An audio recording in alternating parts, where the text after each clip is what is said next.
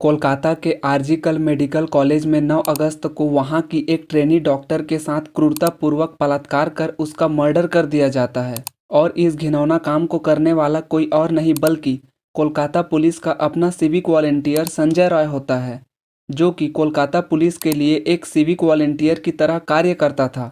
हालांकि इसके पहले संजय रॉय के खिलाफ कोलकाता पुलिस में और भी कई मामले दर्ज कराए गए थे, किंतु कोलकाता पुलिस द्वारा इन पर कोई एक्शन नहीं लिया गया था।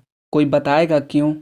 और इसके साथ ही 9 अगस्त को उस ट्रेनी डॉक्टर के घर वालों को कॉल करके यह बताया जाता है कि आप जल्द ही हॉस्पिटल आ जाइए, आपकी बेटी का तबीयत खराब हो गया है। किंतु वह घबरा कर दोबारा फ़ोन करते हैं और उसे गहराई से पूछते हैं कि रात में तो उनसे बात हुआ था, रात में तो सब ठीक था, पर अचानक से ऐसा क्या हो गया जिससे कि उसका तबीयत खराब हो गया।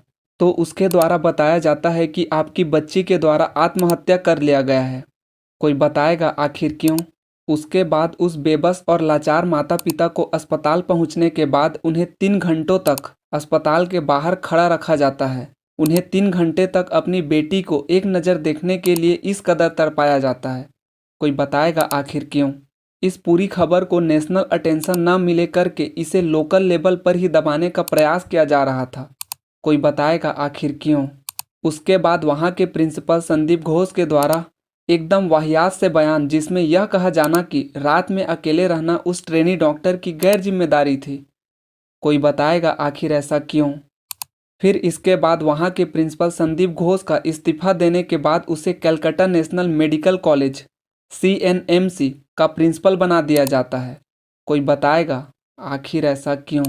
ट्रेनी डॉक्टर के साथ हुए अन्याय के खिलाफ विरोध प्रदर्शन कर रहे जूनियर्स डॉक्टर को डराया धमकाया जाता है। उन्हें मानसिक व शारीरिक रूप से प्रताड़ित करने का कोशिश किया जाता है।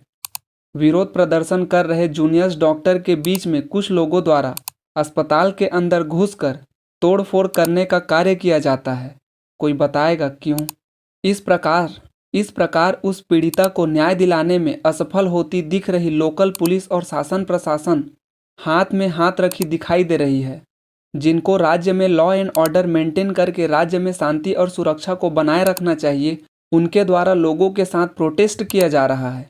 जिस मुख्यमंत्री को राज्य के किसी भी व्यक्ति के साथ अन्याय होने पर उसे न्याय दिलाना चाहिए, इस मुख्यमंत्री के द्वारा प्रोटेस्टर्स के साथ रोड में उतरकर न्याय की गुहार की जा रही है। कोई बताएगा आखिर क्यों?